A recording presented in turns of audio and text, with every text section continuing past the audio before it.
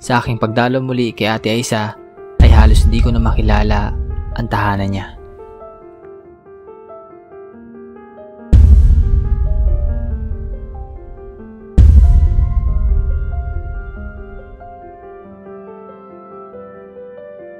So magandang araw sa inyo lahat mga babayan. Bibisitahin tayo at kakamustahin si Ate Aiza, yung pangalawang napabahayan po dito sa Oriental Mindoro.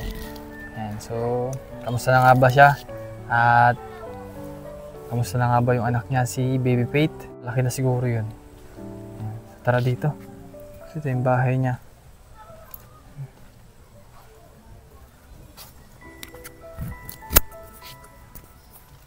Hello ate. Iya. Kamusta na? Ano, katawa agad si Baby Faith ah. Katawa agad sa akin ah.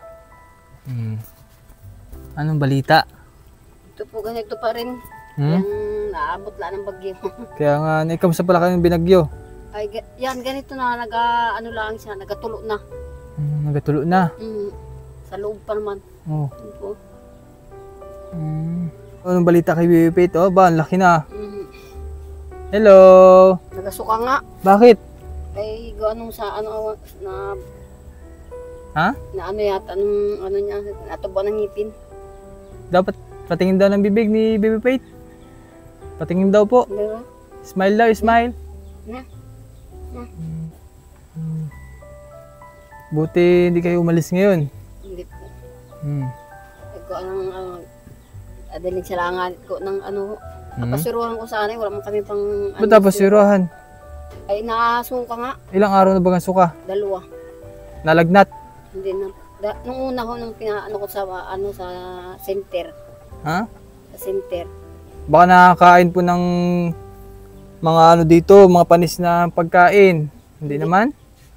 Di pa sa akin, hindi man masyado. O sa mga tsupon mo, baka mamay panis na yung Hindi man. napapanong gatas. Sa ano na, sa baso na. Baka nasakit din yung ano, tiyan yan. Tagkis na, tagsan ko naman siya. Dapat napacheck up mo sa center. Pinacheck up ko nga ho yung gamot nga na Ano binigay sa yung gamot? Amoxicillin at saka paracetamol. Sa center ka pumunta? Binigyan kang gamot? Dapat patingin daw. Ay, wala na po. Wala na? Mga ano na, mga 2 buwan na. Tagal na nun. Oo. Hindi ka ako yung... Mga 2 buwan na ho. Kumiilaan kami ng ano dun sa ano, magbigay na nila ng ano. Hindi ka ako ngayon dapat inapa-check up mo para... Di bukas po. Oo, para mabigyan siya ng gamot.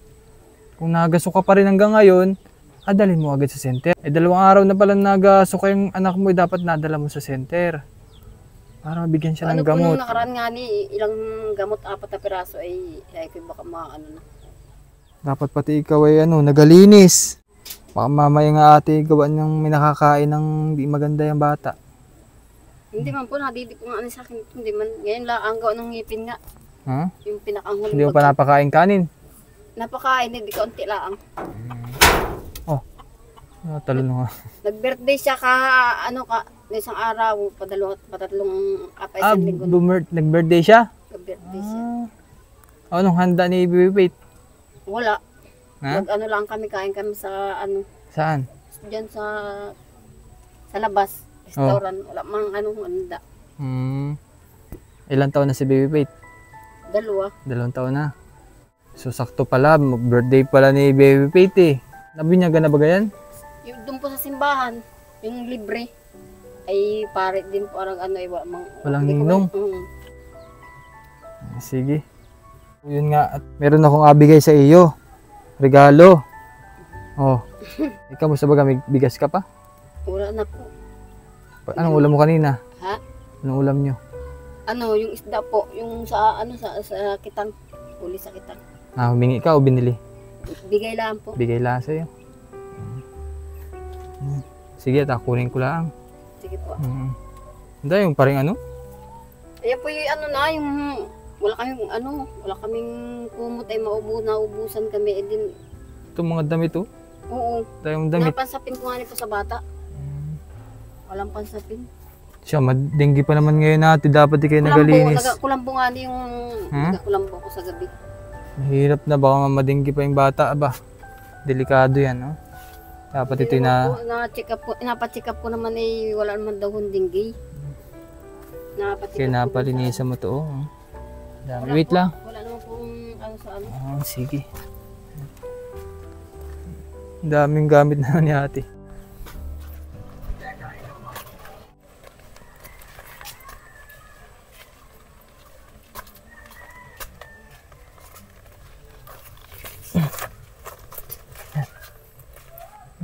Wala birthday pala ni Baby Faith nung isang araw. Oh, ito ang regalo. Oh, buksa daw, buksa. Kung kasya sa kanya. Yan pala ang bagay yung regalo na matatanggap niya.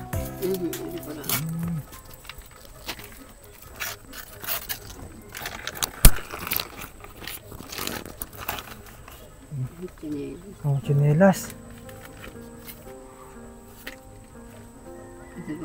Sige daw, kung kasya sa kanya. Feeling ko si Baby Faith ay malnourished. Ilang kilo si Faith? Paano dumaan po ito sa ano ay? Sa... Liit ng batang ito, oh. Na-incubator po kasi ito eh. Kulang na kulang sa ano yun, timbang. Kawawa, oh. Kulang na kulang sa timbang si baby mo.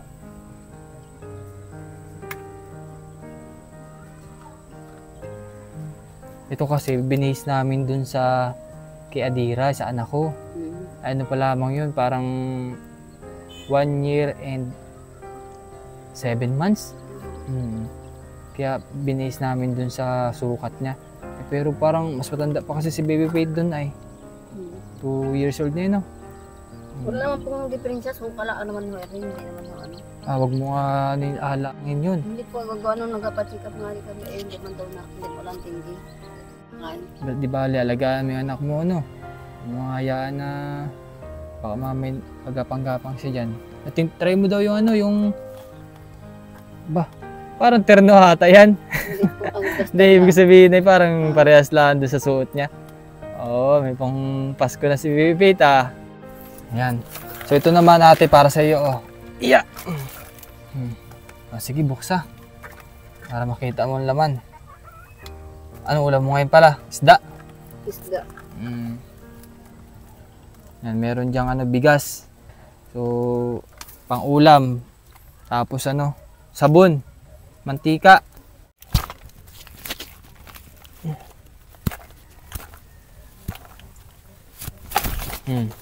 Ayan, oh. Kape, nagkakape ka naman ano? Itlog. Sige. Ayan, so mga kabayan, at ito po muna update natin kay Ate Aisa, no? So yun, talagang ganun pa rin po yung kanyang ano, tahanan. Mas lalo pong ano, dumami din. Sana magbawas ikaw ng gamit ate, ano? Kawawa ang bata kapag nadengge. Sige, at hindi ka na namin naabalahin, no? Mag-ingat ka lagi at ingatan mo yung anak mo, no? Nagpapasalamat na lang po ako at saka sa inyo. Thank you po. Sige. Sige po mga kabayan, salamat po at maraming salamat po sa ating sponsor na si Ma'am Betty. Thank you po. Dami mo,